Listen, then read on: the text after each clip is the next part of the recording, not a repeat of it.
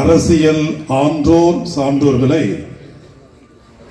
இம்மாலை வேளையில் இந்த அற்புதமான நிகழ்வில் அருளும் அன்பும் கொண்ட மனங்கள் இணையும் போது அன்பே உருவான கடவுளே அங்கே ஆள்கின்றார். கடவுளின் வடிவிலே மானிடர் அனைவரும் உயிர் வாழும் கோயிலாக திகழ்கின்றார். மனங்களை ஆளும் மனித நேயத்தை வாழ்வாக்குவதன் மூலம் இறைமை நிறைவு பெறும் என நம்பிக்கையோடு இந்த நிகழ்வை இறைவனை வணங்கி இந்த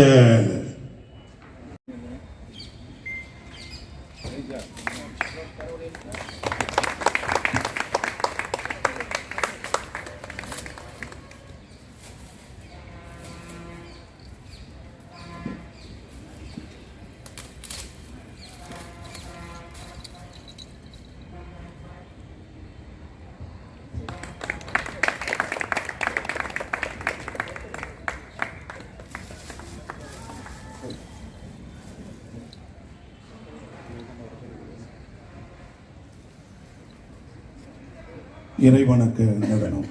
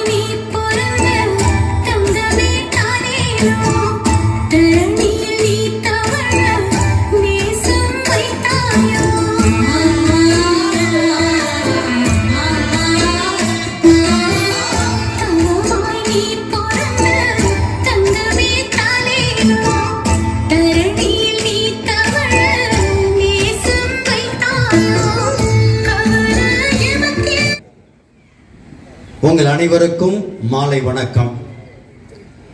இந்த கிறிஸ்துமஸ் பெருவிழாவினை சிறப்பான வகையில் கொண்டாடுவதற்காக குழுமையிருக்கும் இந்நேரத்தில் நமது அழைப்பினை ஏற்று வருகை புரிந்திருக்கக்கூடிய இந்த விழாவின் கதாநாயகன் தலைவர் நமது ஆயர் அவர்களை இந்த நேரத்தில் அன்போடு வரவேற்பதில் பெருமகிழ்ச்சி அடைகின்றேன். கும்பகோணம் மறை மாவட்டம் ஈண்டெடுத்த நல்முத்தை மக்களின் உள்ளங்களில் ஜீவனாய் திகழ அழைக்கப்பட்டவரை தலை கிறிஸ்துமஸ் இது உமக்கு. முஸ்லிம் அல்லாத சகோதரர்கள் மேல தாளத்தோடு வந்து என்ன செய்தார்கள் சொன்னால் அந்த பள்ளிவாசல் திறப்பு விழாவுக்கு தங்களுடைய ஆதரவை தெரிவித்தார்கள். இதுதான் இந்த இந்திய கலாச்சாரம். பிற மதங்களை சார்ந்தவர்கள் அவருடைய வழிபாட்டு தலங்களுக்கு அவருடைய பண்டிகைகளை கொண்டாடுவது என்பது இயல்பாக இருக்கின்றது. ஆனால் இன்று நாடு எப்படி சென்று விட்டது என்று சொன்னால் நம்முடைய கடவுளை பிறருடைய வணக்கத்தலங்களிலே தேடக்கூடிய அளவுக்கு நாடு அந்த துவேஷ பிரச்சாரங்கள் இந்த அரசியல் சூழ்நிலையால் முன்னெடுக்கப்பட்டுக் கொண்டிருக்கிறதையும் பார்க்கின்றோம். எங்க மத கடவுள் உங்க வழிபாட்டு தலத்தின் கீழே இருக்கின்றதா என்று நோண்டி பார்க்கக்கூடிய அளவுக்கு இன்று நாடு வெறுப்பு பிரச்சாரம் முன்னெடுக்கக்கூடிய இந்த காலகட்டத்தில் இந்தியாவில் இது போன்ற சமய நல்லிணக்கங்கள் நாம் இன்னும் வலுப்படுத்த வேண்டும்.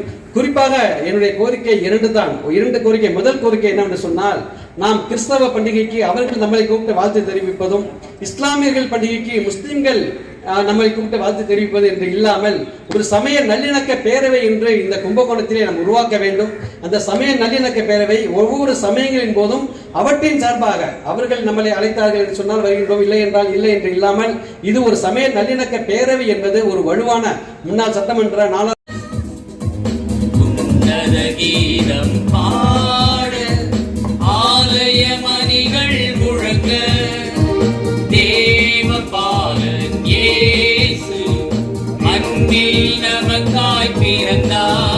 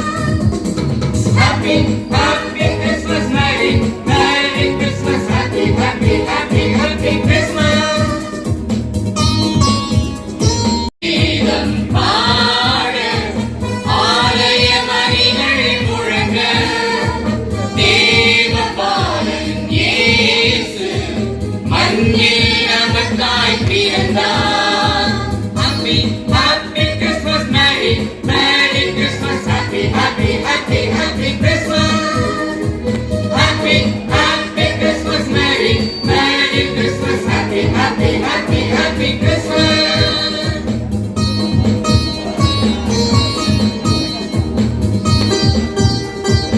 குடும்பத்திலே நடக்கிற விழாவிலே ஏற்படுகின்ற குதூகலத்தை கொண்டாடுகின்ற ஒரு சிறப்புமிக்க தன்மையை நான் ஏற்றுக்கொண்டு வருவேன் ஒவ்வொரு ஆண்டும். அதே போல இன்றைக்கும் இந்த நிகழ்விலே பங்கேற்பதற்கு நம்முடைய ஆயர் அவர்கள் இங்கே தலைமையாக இருந்து நடத்தி பல ஆண்டுகளாக இருந்தாலும் இப்பொழுது அவரே தலைமையேற்று நடத்தக்கூடிய முதல் விழாவாக இந்த விழாவை நான் பார்க்கின்ற பொழுது அவருக்கு உண்மையிலேயே என்னுடைய நன்றிகளை மீண்டும் ஒரு முறை தெரிவிக்கின்றேன். அவர் ஒரு ஆண்டும் பங்கேற்பார்கள், ஆனால் இந்த முறை அவர் தலைமையேற்று தொடங்குகின்ற இனிய கிறிஸ்துமஸ் விழாவை நாம் கொண்டாடி கொண்டிருக்கிறோம். எனவே அதே போல அவர் வந்த இந்த நல்ல நேரத்தில் புதிய பாடலை இங்கே வெளியிட்டார்கள். அந்த வெளியிடுகின்ற அந்த பாடல் என்பது இயேசுபிரானை நேரடியாக வரவழைத்து அவரை அரவணைத்து அவரிடத்திலே பெருமைகளை உச்சரிக்கின்ற விழாவாக அதை தோன்றுகின்ற ஒரு மனப்பான்மை எல்லோருக்கும் ஏற்பட்டது. மிக அழகாக நேர்த்தியாக அதை உருவாக்கியிருந்தார்கள். இன்னும் அதை சொல்ல வேண்டுமானால் இந்த நிகழ்விலே அதை வைத்து இன்றைக்கு முதல் அதை தொடங்குகின்ற ஒரு நல்ல வாய்ப்பினை தந்தமைக்காக நான் ஆயர் பெருமான் அவர்களுக்கு நன்றியை தெரிவித்துக் கொள்கிறேன். அது மட்டுமல்ல, என்னை விழித்து சொல்லுகின்ற போது பணிகளை சொன்னார்கள். இன்றைக்கல்ல எந்த காலத்திலும் தொடர்ந்து பணியாற்றி கொண்டிருக்கிறேன். சட்டமன்றத்திலே நிலைப்பள்ளி மாணவனாக பயின்றவன். அது மட்டுமல்ல, நான் மாணவ பருவத்திலிருந்து இந்த திருச்சபை கூட்டங்களில் கலந்து கொள்கின்ற வாய்ப்பு எனக்கு கிடைக்கப்பட்டது. இன்னும் சொல்ல வேண்டுமானால், நான் மாணவனாக இருந்தபோது அந்த பள்ளியினுடைய தலைமை ஆசிரியராக இருந்தவர் ஃபாதர் லூயிஸ் அவர்கள். இங்கே இருக்கக்கூடிய பல நண்பர்கள் அவருடைய மாணவராக இருந்திருக்கக்கூடும். எனவே அவரால் வளர்க்கப்பட்டவர்களில் நானும் ஒருவன். அந்த சிறியமலர் உயர்நிலைப்பள்ளி நுழைவாயிலேயே ஒரு படம் இருக்கும். ஒரு குழந்தை கைகூப்பி இருக்கக்கூடிய அந்த படத்தில் பக்தியாய் செவி அயராது உழை என்று எழுதியிருப்பார்கள். அது இன்று வரை எனக்கு அது ஒரு தாரக மந்திரமாக இருந்து கொண்டிருக்கிறது. அது மட்டுமல்ல, தொடர்ந்து நான் பொது வாழ்க்கைக்கு வந்த பிறகும் கூட ஃபாதர் லூயிஸ் அவர்கள் நான் ஊராட்சி ஒன்றியத்தினுடைய பெருந்தலைவராக இருந்த காலத்திலும் சட்டமன்ற உறுப்பினராக இருந்த காலத்திலும் அவர் நேரில் அவரிடத்தில் சென்று நான் வாழ்த்து பெறுவதை வழக்கமாக வைத்துக் கொண்டிருந்தேன்.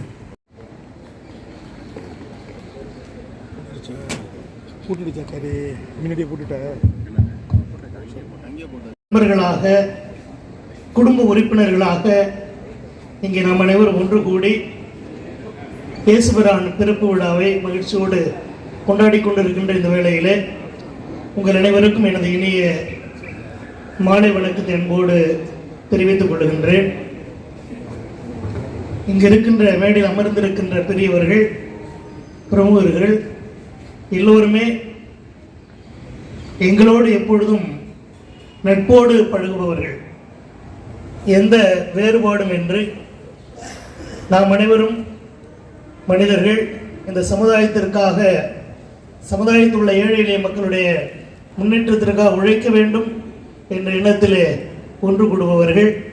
ஆகவே இந்த விழாவிற்கு எங்களுடைய எளிய அழைப்பை ஏற்று இங்கு வந்து எங்களை பெருமைப்படுத்தி கொண்டிருக்கின்ற முன்னாள் மயிலாடுதுறை பாராளுமன்ற உறுப்பினர் நண்பர் ராமலிங்கம் அவர்களுக்கும், நமது முன்னாள் சட்டமன்ற உறுப்பினர் ஐயா ராமநாதன் அவர்களுக்கும், நம்முடைய மாநகரின் துணை மேயர் அவர்களுக்கும், நமது சட்டமன்ற உறுப்பினருடைய பிரதிநிதியாக வந்திருக்கிற சகோதரர் அவர்களுக்கும், நமது இஸ்லாமிய நண்பர்களுக்கும், தோழர்களுக்கும், அருட்தந்தையர்களுக்கும், உங்கள் அனைவருக்கும் எனது நன்றியையும் பாராட்டையும் தெரிவித்துக் கொள்கின்றேன்.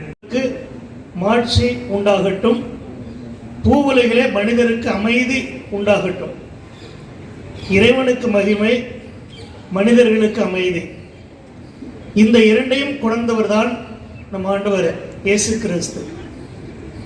ஆகவே அமைதியின் வழியில் தன்னுடைய வாழ்நாளை கழித்து மக்களுடைய மேம்பாட்டிற்காக கடைசி வரை, சிலுவை வரை தன்னையே அர்ப்பணித்துக் கொண்ட இயேசுவருடைய பிறப்பு விழாவிலே நாம் மனதில் கொள்ள வேண்டியது, அவரை போன்று மனிதநேயம் மிக்கவர்களாக, அதிலும் குறிப்பாக இன்றைய சமுதாயத்தில் குழந்தைகள் மீது அதிக அன்புள்ளவர்களாக, அந்த குழந்தைகளுக்கும் மாண்பு உண்டு, அந்த மாண்பையும் மதிக்கின்றவர்களாக நாம் வாழ வேண்டும் என்பதே ஒரு பெரிய செய்தியாக இருக்க வேண்டும் என்று விரும்புகின்றேன். ரஷ்யா உக்ரைன் போர், அதில் ஒரு சம்பவம் கேள்விப்பட்டிருப்பீர்கள். இரண்டு நாட்டிற்கும் நடுவிலே எல்லைப்பகுதியில் ஒரு கிராமம் குண்டுமழை பொழியப்படுகிறது. அந்த நகரம் முழுதும் தரைமட்டமாகிவிட்டது. 2 நாள் கழித்து ஒரு பத்திரிகை நிருபர் அங்கு சென்று ஏதாவது செய்திகள் கிடைக்குமா, புகைப்படம் எடுக்க முடியுமா என்று போகிறார். இடிபாடுகளுக்கிடையே போய்கொண்டிருந்த பொழுது ஒரு அழுகுரல் கேட்கிறது. அந்த அழுகுரலை நோக்கி செல்லுகிறார். அங்கே இடிபாடுகளுக்கு பின்னர் ஒரு 12 வயது குழந்தை அழுது கொண்டிருக்கிறது. பெற்றோர் எல்லோரும் இறந்து விட்டார்கள். அந்த ஒரு குழந்தை மட்டும்தான் உயிரோடு இருக்கிறது. 2 நாட்களாக அங்கே அழுது கொண்டே இருக்கிறது. இந்த பத்திரிகை நிருபரை பார்த்தவுடன் அந்த குழந்தைக்கு பயம் வந்து விட்டது. மீண்டும் நமக்கு அபாயம் வருகிறதோ, நம்மை கொல்ல வருகிறாரோ என்று பயந்து கொண்டு நடுங்கிக் கொண்டிருக்கிறது. கொஞ்சம் கொஞ்சமாக அருகிலே சென்று அந்த குழந்தையுடைய பெயரை கேட்கிறார். சொல்ல மறுக்கிறது. எந்த நாட்டைச் சேர்ந்தவர் என்று கேட்கிறார். சொல்ல மறுக்கிறது. கடைசியில் அருகே சென்று தட்டி கொடுத்து, பயப்படாதே, நான் உனக்கு இருக்கிறேன், உனக்காக இருக்கிறேன் என்று சொல்லி, உனக்கு என்ன வேண்டும் என்று கேட்ட பொழுது அந்த குழந்தை சொன்னது, எனக்கு பசிக்கிறது என்று. அன்புக்குரியவர்களே, இன்று இதுதான் உலகில் நிலையாக இருக்கிறது. இந்த குழந்தை அந்த வயதில் பசியோடு பெற்றோரை இழந்து, உறவினர்களை இழந்து, ஊரை இழந்து நிற்கிறது என்றால் அதற்கு என்ன காரணம்? 2 நாட்டு தலைவனுடைய ஈகோ, அதிகாரத்தின் மீது இருக்கிற அளவற்ற பற்று, அதை எப்படியாவது அடைந்து விட வேண்டும் என்ற துடிப்பு, இவைகள் மனிதர்கள் இன்றைய இந்த நிலைமைக்கு ஆளாக்கி கொண்டிருக்கிறது. இன்று குழந்தைகள் உலக அளவிலே பார்க்கிற பொழுது எவ்வளவு பாலியல் வன்கொடுமைகளுக்கு ஆளாக்கப்பட்டு கொண்டிருக்கிறார்கள். அதை நாம் பார்க்கிறோம். பள்ளிக்கூடங்களிலே கூட சில சமயங்களிலே பிள்ளைகளுக்கு பாதுகாப்பு இல்லை. குடும்பங்களிலே கூட பிள்ளைகளுக்கு பாதுகாப்பு இல்லை. காரணம், குழந்தைகளுக்கும் மாண்பு இருக்கிறது என்பதை நாம் உணர மறுக்கிறோம்.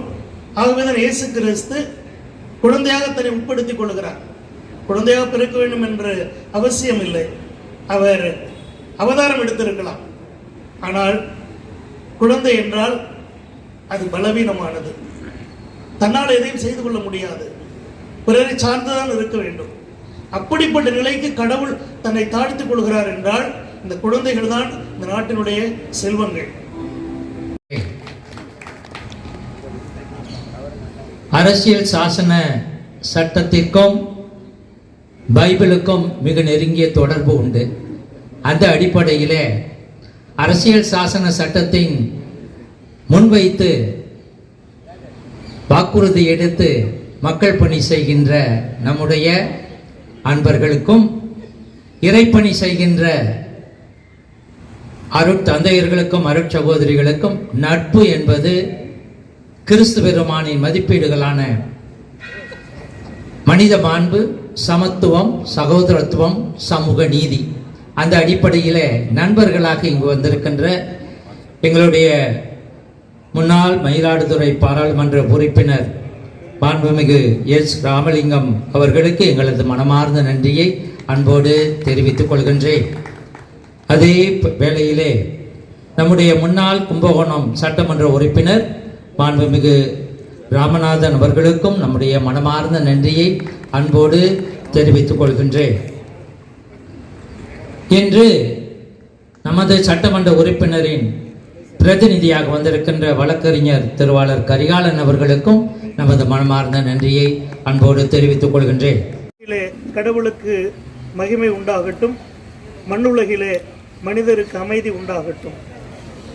அமைதியை ஏற்படுத்த வந்த இயேசுபிரான் தன்னுடைய வாழ்விலே அன்பு, நீதி, சமத்துவம், சகோதரத்துவம் என்ற விழுமியங்களை வாழ்ந்து நம்மையும் வாழ அழைக்கின்றார். இந்த விழுமியங்களோடு நாம் வாழுகிற பொழுது இந்த சமுதாயம் உலகினருக்கு மிகச்சிறந்த முன் உதாரணமான சமூகமாக தமிழ் சமூகம் விளங்கும் என்பதிலே ஆழ்ந்த நம்பிக்கை கொண்டிருக்கிறோம். இந்த விழாவில் பங்கு பெற்ற அனைவருக்கும் மனதார நன்றியை தெரிவித்துக் கொள்கிறேன். இறைவன் நம் அனைவருக்கும் சமாதானத்தை அருளட்டும், நல்வாழ்வை அருளட்டும், ஏழை மக்கள் வாழட்டும், சமூக நீதி ஓங்கட்டும். நன்றி.